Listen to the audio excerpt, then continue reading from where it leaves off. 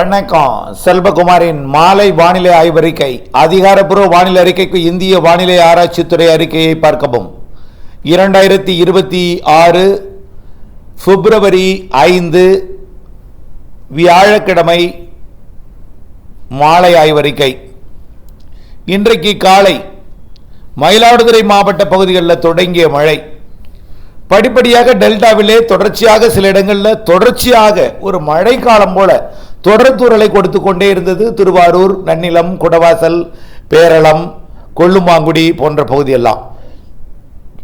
பிறகு படிப்படியாக மன்னார்குடி உள்ளிட்ட பகுதிகளுக்கு எல்லாமே மெல்லிய தூறலாகவே நீடித்து கொண்டிருந்தது. பிறகு மாலையில் வேளாங்கண்ணி பகுதியில் தொடங்கி வேளாங்கண்ணி, நாகப்பட்டினம், கீழ்வேலூர் இதன் சுற்றுவட்டார பகுதியில் தொடங்கிய மழை கீழையூர், திருக்குவளை மற்றும் அதற்கு அருகில் இருக்கக்கூடிய திருத்துறைப்பூண்டி, தலைஞாயிறு, வெள்ளப்பள்ளம் இந்த பகுதிகள், செம்போடை போன்ற பகுதிகளுக்கெல்லாம் நல்ல மழைப்பொழிவை கொடுத்து கொண்டே அப்படியே நெய்விளக்கு, மருதூர், ஆயக்காரன்குளம் 1, தகட்டூர், வாய்மேடு எல்லாம் கனமழை பொழிவை கொடுத்தது. பிறகு அது அப்படியே வாய்மேடு தெற்குப்புறம் வழியாக துளசியாப்பட்டினத்திற்கு தெற்கே தொண்டியக்காடு மற்றும் இடும்பமணம் தெற்கு பகுதி வழியாக கடலுக்குள் அலையாத்தி காட்டு பகுதிக்குள் நகர்ந்தது. இருந்தாலும் ஆங்காங்கே மழை இருந்தது. இந்த அறிவிக்கப்பட்ட இடம் கனமழையாக இருந்தது. மருதூர், தகட்டூர், வாய்மேடு போன்ற பகுதியெல்லாம் கனமழையாகவே இருந்தது. அறுவடைக்கு அச்சுறுத்தலாகவும் அறுவடை சில இடங்களில் பாதிப்பையும் ஏற்படுத்திச்சு. அதாவது அறுவடை தானியங்களை அவசரமாக மூடி பாதுகாப்பதிலும் அறுவடை தானியங்களை மீட்டெடுப்பதிலையும் சற்று அச்சுறுத்தலை கொடுத்தது. இப்பொழுதைக்கு பார்த்தீங்கன்னா இதை பதிவு செய்து கொண்டிருக்கக்கூடிய இந்த மாலை 5 மணி நிலவரப்படி பார்த்தீங்கன்னா தென் மாவட்டங்களுக்கு அப்படியே தொடங்கிட்டு இருக்கு. தென் மாவட்டங்களில் ராமநாதபுரம், சிவகங்கை மாவட்டத்தில் ஆங்காங்கே தொடங்கியிருக்கு.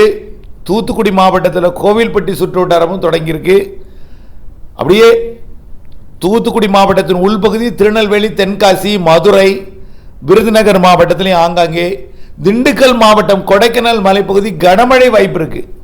பழனி, கொடைக்கானல் இடைப்பட்ட பகுதியில் கனமழை வாய்ப்பு இருக்கு. பழனி, கொடைக்கானல் இடைப்பட்ட பகுதி.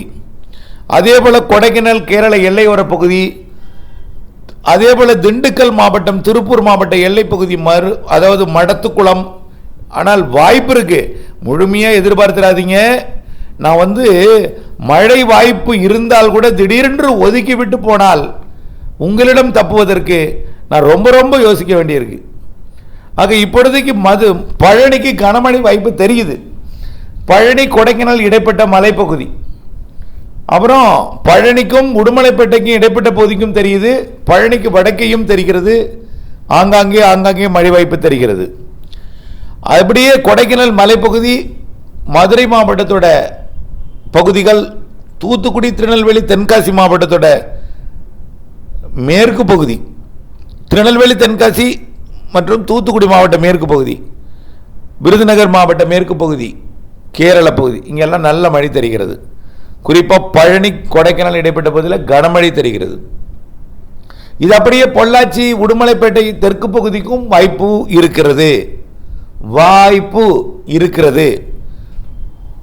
ஆக இது எல்லாமே அறிவிப்பது எல்லாமே அறுவடை செய்பவர்களுக்கு முன் எச்சரிக்கையை தவிர மழை எதிர்நோக்கி இருப்பவர்களுக்கு அல்ல. பெய்யலாம், பரவலாக பெய்யாது. பெய்யும் என்று ஒரு ஊரை சொன்னால் நீங்கள் முழுமையாக நம்பி எதிர்பார்த்து கிடைக்காவிட்டால் கடுமையான விரக்தி அடைந்து விடுகிறீர்கள். அதன் காரணமாக நான் அறிவிப்பது ஒன்றே ஒன்று, மழையை எதிர்நோக்கி இருக்க வேண்டாம். ஆனால் மழை ஆங்காங்கே இருக்கும். சில இடங்களில் மிதமானது முதல் சற்று கனமழை கூட இருக்கிறது. கேரள எல்லையோரத்திற்கு, மேற்கு தொடர்ச்சி மலைக்கு, கொடைக்கானல் மற்றும் வால்பாறை இடைப்பட்ட பகுதிக்கும், அதே போல கொடைக்கானல் இருந்து கன்னியாகுமரி மாவட்ட எல்லை வரைக்கும் மேற்கு தொடர்ச்சி மலைப்பகுதிகளுக்கும் இருக்கு. இன்றைக்கு மாலை, முன்னிரவு, நள்ளிரவிலே இருக்கிறது. ஆகவே ஒருவேளை சில புள்ளிகளிலே நகர்ந்து போனால்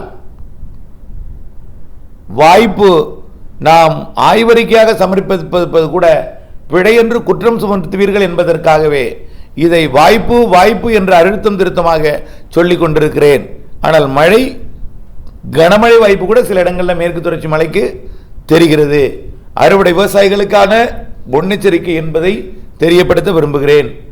நாளையை பொறுத்த வரைக்கும் டெல்டா மாவட்டங்களுக்கு தூறல் வாய்ப்பு கூட நாளைக்கு இருக்காது. மேகமூட்ட வாய்ப்பு இருக்கு. நாளைக்கு ஒரு சில இடங்களில் தூறலாம்.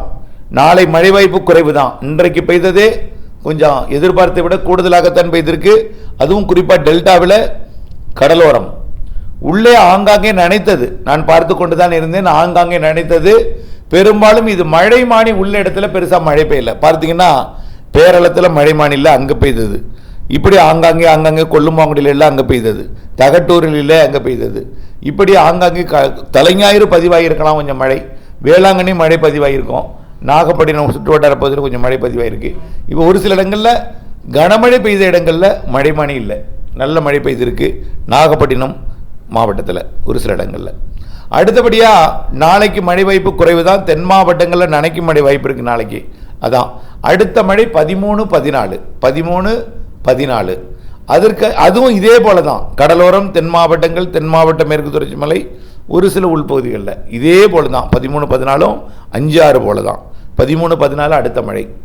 அடுத்தது 18-19 17-18-19 இருக்கலாம், அல்லது 18-19-20 இருக்கலாம். அதுவும் கொஞ்சம் இதை விட கொஞ்சம் கூடுதலாக இருக்கும். மாத இறுதி வலுவான நிகழ்வாக தெரிகிறது.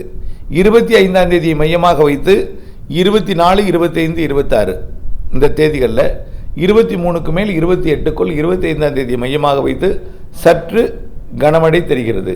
சற்று வலுவான நிகழ்வாக தான் தெரியுது. இன்னும் அந்த நிகழ்வு வரக்கூடிய 18ஆம் தேதி தான் அந்த மாத இறுதி நிகழ்வு சுமத்ரா தீவுக்கு வரும். 19, 20 தேதியில் தான் அதை விட்டு நகரும். ஆகவே 25 தேதி வாக்கில் அது வரும் என்று எதிர்பார்க்கப்படுகிறது. சற்று வலுவான நிகழ்வு. அதே போல் மார்ச் முதல் வாரத்திலையும் ஒரு நிகழ்வு இருக்குது, 2வது வாரத்திலையும் இருக்குது. ஆக இந்த மாதம் பிப்ரவரி மாத 20 தேதிக்கு மேலே, பிப்ரவரி 20 மார்ச் 20க்குள் ஒரு 3 நிகழ்வுகள் நல்ல மழைப்பொழிவை தருவதற்கு வாய்ப்பு இருக்குது.